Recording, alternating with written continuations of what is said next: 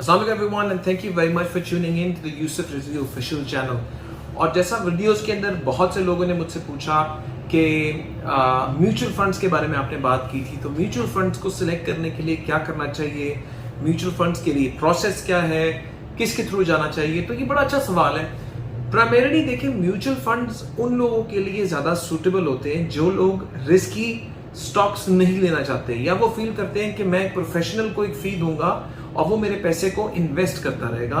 मतलब आप उसको मंथली पेमेंट्स करते रहे, एनुअली पेमेंट्स करते रहे, वो म्यूचुअल फंड में आपके पैसे पड़े होंगे। म्यूचुअल फंड से आप एक फंड से दूसरे फंड में डाल सकते हैं। अब ये समझने का टॉपिक इस तरह है कि एक प्रोफेशनल टीम बैठ के आपके पैसे और लोगों के पैसे को इन्वेस्ट कर रही है।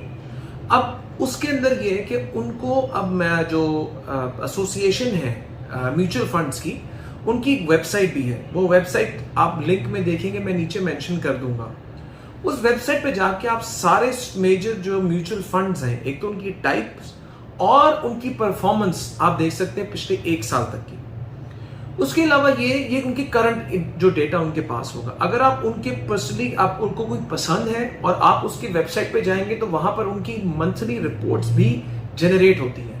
उस मंथली रिपोर्ट में वो बताते हैं कि ये म्यूचुअल फंड, जिस तरह एनी मेजर आप म्यूचुअल फंड का नाम लें, मीज़ान है, नेशनल बैंक ऑफ पाकिस्तान के फंड्स हैं। यूजुअली बैंक्स और फाइनेंशियल इंस्टीट्यूशंस ही करते हैं, बट कुछ प्राइवेट एंटिटीज भी हैं, जिस तरह लैक्सन फंड्स हैं, ये लोग हैं, जिस तरह AKD फंड्स हैं। ये लोग अपने फंड्स को बनाते हैं और लोगों को उसमें इन्वेस्टमेंट करने की अपॉर्चुनिटी देते हैं। अब जिस तरह मैंने आपको कहा कि ये फंड्स जब आपका पैसा लेते हैं, उस पैसे को वो आगे इन्वेस्ट करते हैं टू डिफरेंट पोर्टफोलियोज। पोर्टफोलियो एक सादा जुबान में इस तरह है कि जिस तरह कि आपके आपने एक चेक फंड जो बना रहे हैं, उसके अंदर डिफरेंट किस्म की चीजें ऐड करें और वो बना के आपके सामने पेश कर दें। बहुत दफा वो ये करते हैं कि डिफरेंट एसेट क्लासेस को भी मिला देते हैं। अब एसेट क्लासेस क्या होती हैं? फॉर एग्जाम्पल, वो आपका एक मिक्स फंड है जिसमें आपके अंदर वो आपके कुछ पैसे वो प्रॉपर्टी में इन्वेस्ट करते हैं, real estate investment trust, REIT जिसे कहते हैं, उसमें इन्वेस्ट करते हैं, कुछ स्टॉक्स में इन्वेस्ट करते हैं, कुछ मनी मार्केट में इन्वेस्ट करते हैं। मनी मार्केट के रिटर्न्स निस्बतन कम होते हैं जो करंट मार्केट के हिसाब से चल रहा हो। कुछ TFCs में डालते हैं, एक बैलेंस बना देते हैं ताकि अगर कोई चीज अप और डाउन हो तो आपको एक कंसिस्टेंट रिटर्न मिलता रहे। इसीलिए बहुत सारे कुछ इन्वेस्टमेंट्स को कहते हैं प्रोटेक्शन फंड्स, यानी आपकी जो इन्वेस्टमेंट है वो प्रोटेक्टेड रहती है, क्योंकि उसमें इतने वेरिएबल्स आ जाते हैं कि वो वैसी प्रोटेक्शन होती है। लेकिन उसका एक फ्लिप साइड है। फ्लिप साइड ये है कि क्योंकि आप रिस्क अवॉइड कर रहे हैं, उसके रिटर्न्स उसके हिसाब से आपको मिलेंगे। क्योंकि अगर आप रिस्क अवॉइड नहीं करते, अगर आप रिस्की एसेट्स में खेलते हैं या आपका फंड एक रिस्की इन्वेस्टमेंट करता है, तो उसमें रिटर्न के चांसेस भी उससे निस्बतन ज्यादा है। इसीलिए स्टॉक मार्केट में इन्वेस्टमेंट को रिस्की कंसिडर किया जाता है। और उसी वजह से अगर आप पिछले 10 साल या 20 साल का देखें तो द स्टॉक मार्केट जो है वो कई फोल्ड्स बढ़ी है इन टर्म्स ऑफ वैल्यूज और जो डिविडेंड्स आपको मिले हैं फ्रॉम दोज फंड्स।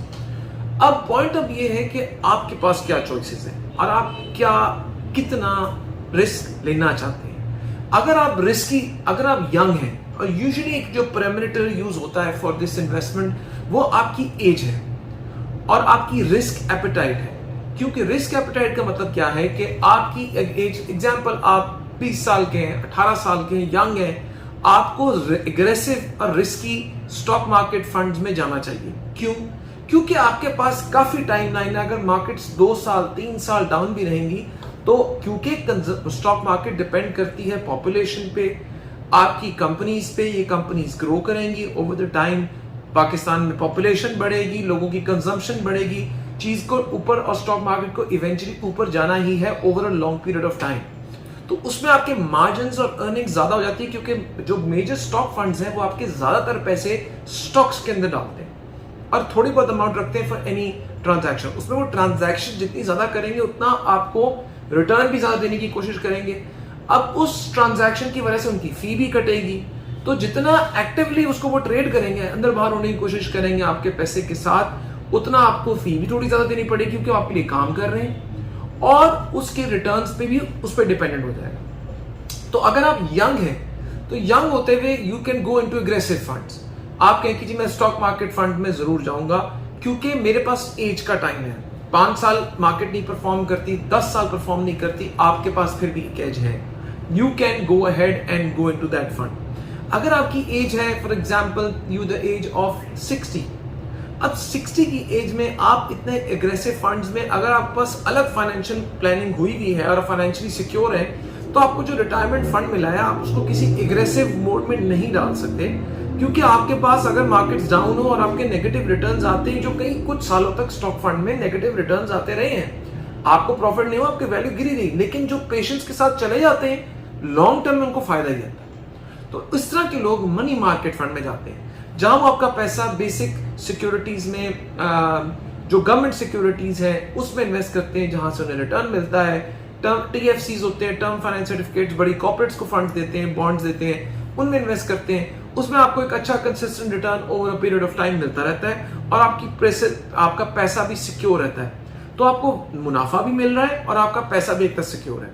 कुछ लोग जो थोड़ा सा ये भी करते हैं कि अगर फील करते हैं कि गोल्ड पे इन्वेस्टमेंट करने के बजाय, गोल्ड फिजिकली खरीदने के बजाय, आप म्यूचुअल फंड है, गोल्ड का फंड भी है, वो गोल्ड में इन्वेस्ट करते हैं, आप उसमें भी अपना इन्वेस्टमेंट कर सकते हैं। एक पोर्शन अपनी इन्वेस्टमेंट का अगर डालना चाहें कि आपको लगता है गोल्ड खरीदें, घर में फिजिकली गोल्ड रखने के बजाय आप इस फंड में डाल सकते हैं, तो गोल्ड का जो अपसाइड मिलेगा वो आपको उसमें रिटर्न में मिल जाएगा, आपको फिजिकली गोल्ड लेने की जरूरत नहीं है, तो क्योंकि वो फंड आपके लिए खरीद रहा है। तो अंडरस्टैंड करने की पॉइंट ऑफ व्यू ये है कि म्यूचुअल फंड की इन्वेस्टमेंट के ऊपर मैं जो मेजर क्राइटेरिया सेट करता हूँ वो ये है कि म्यूचुअल फंड की अपनी क्रेडिबिलिटी क्या है, उसकी परफॉर्मेंस पिछले सालों से क्या रही है, उसका कौन सा फंड है जो आपको ट्रैक करता है, आपके लिए वो फंड किस एज ग्रुप में आप आ रहे हैं जो आप करना चाह रहे हैं। अगर आप बच्चों के लिए कोई फंड डालना चाह रहे हैं तो स्टॉक फंड में डालें, क्योंकि बच्चे आपके छोटे हैं और आपने उनको अगर 30 साल 20 साल 30 साल में ग्रोथ देना, तो वो जो कंपाउंडिंग का मैंने वीडियोस आपसे शेयर की थी, कंपाउंडिंग इंटरेस्ट मिलेगा, उससे उनको फायदा बहुत ज्यादा होगा और उनको मैसिव रिटर्न्स मिलेंगे over a period of time. अगर एक अच्छा फंड, क्योंकि ये बैलेंस फंड है, ये ज्यादा एग्रेसिव नहीं होते, एग्रेसिव फंड ज्यादातर प्राइवेट फंड्स हैं, जिस तरह मैंने आपको बताया कि ये जो AKD JS फंड्स वगैरह थोड़े से एग्रेसिव ज्यादा होते हैं, ये जो नेशनल बैंक ऑफ पाकिस्तान की थोड़े से ब्यूरोक्रेटिक फंड्स कहलाते हैं, क्योंकि ये लोग एक बैलेंस कंपनीज में इन्वेस्ट करते हैं, सेफ कंपनीज में खेलते हैं कि हर साल कंसिस्टेंट ऐसे रिटर्न मिलता रहे और लॉन्ग टर्म में बंदे को फायदा हो।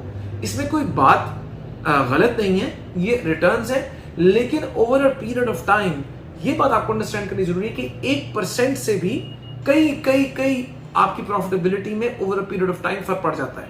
फॉर एग्जांपल, एक फंड आपको over a period of time 15% से ग्रो कर रहा है, एक फंड आपको 16% से ग्रो कर रहा है, तो आपकी proportionality over a period of 20, 25 years, 30 years substantial होगी, फर्क मिलियंस में आ सकता है। तो ये बात रियलाइज करना कि आपका फंड कौन सा है, वो आपकी एज पे डिपेंड करता है, आपकी रिक्वायरमेंट है, आप कितनी कंट्रीब्यूशन उसमें कर सकते हैं कंसिस्टेंटली।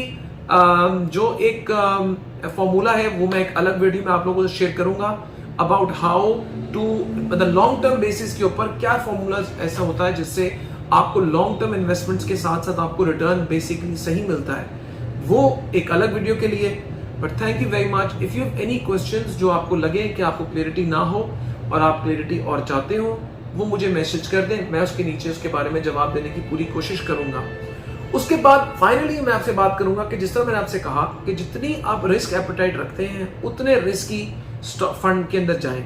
अगर आपकी एपेटाइट रिस्की नहीं पसंद आपको, क्योंकि इससे ज्यादा रिस्क आपको मिलेगा म्यूचुअल फंड के बाद एक्चुअली स्टॉक खुद खरीदने का। आपने किसी कहने पे, अपनी रिसर्च से, मेहनत से, किसी कंपनी के बारे में आपको इन्फॉर्मेशन है, आप वहां काम करते लोगों को देखते हैं, आपके फ्रेंड्स वहां पर हैं, उससे आप लर्न करते हैं, तो get some information about those companies which you know and which you think are doing well. अगर आप उसी में इन्वेस्टमेंट करके, जिस तरह आप बाकी चीजें करते हैं, अगर आप उसी में इन्वेस्टमेंट करें तो लॉन्ग टर्म में you will definitely make money. So in terms of funds also it's about how you play your cards और आप किस तरह अपने पैसे को इस्तेमाल करते हैं। तो आई होप आप अच्छी इन्वेस्टमेंट्स करें, अच्छी फाइनेंशियल डिसीजंस लें जो आपके लिए, आपकी फैमिली के लिए अच्छी decisions in the long term फायदा हो। मेरा एम हमेशा से ये रहता है to advice people on my experience on how to make small investments, जिससे आप लॉन्ग टर्म बेनिफिट ले सकें, जिससे आपको और आपकी फैमिली को फ्रीडम मिल सके। So thank you very much, take care and if you like this information press the like button. उसके बाद और लोगों से शेयर करें ताकि वो भी वीडियोस देख सकें। Thank you very much. Pakistan जिंदाबाद।